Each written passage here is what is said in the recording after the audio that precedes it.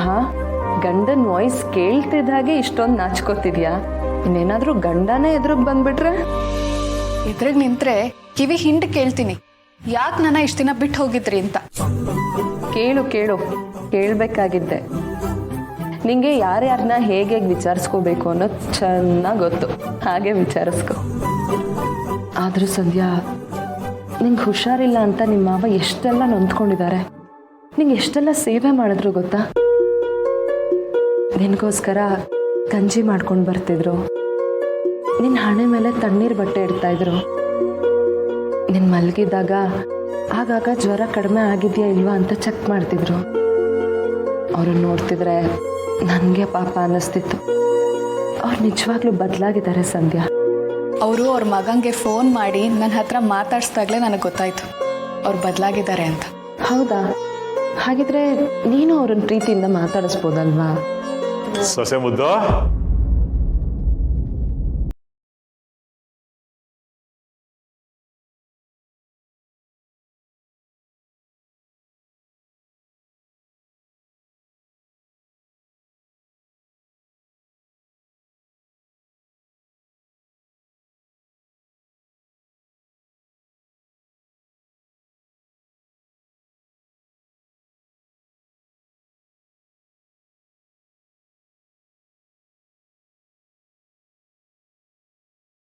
ಈಗ ನನಗೆ ಹಣ್ಣು ಕೊಟ್ಟು ಪೂಸಿ ಹೊಡೆದು ಮನೆ ಕೆಲಸಗಳಿಂದ ತಪ್ಪಿಸ್ಕೊಬೇಕು ಅನ್ಕೊಂಡಿದ್ದೀರಾ, ಅಥವಾ ದುಡ್ಡು ಹೊಡೆಯೋಕ್ಕೆ ಏನಾದರೂ ಹೊಸ ಪ್ಲಾನ್ ಮಾಡ್ಕೊಂಡಿದ್ದೀರಾ? ಇಲ್ಲಮ್ಮ, ಖಂಡಿತವಾಗ್ಲೂ ಹಾಗೆಲ್ಲ ಏನೂ ಇಲ್ಲ. ನೀನ್ ತಿನ್ಲಿ ಅಂತ ಹಣ್ಣು ಕಟ್ ಮಾಡ್ಕೊಂಬಂದೆ ಅಷ್ಟೇ. ಹಾಗಿದ್ರೆ ಅದನ್ನ ಅಲ್ಲಿ ಇಟ್ಬಿಟ್ಟು ಹೊರಡಿ, ಸುಮ್ಮನೆ ಮಾತಾಡ್ಕೊಂಡು ಕೂತ್ಕೋಬೇಡಿ. ಆಯ್ತಮ್ಮ, ನೀನು ಇದನ್ನು ತಿಂದ್ರೆ ನನ್ನ ಮನಸ್ಸಿಗೆ ಸಮಾಧಾನ ಆಗತ್ತೆ.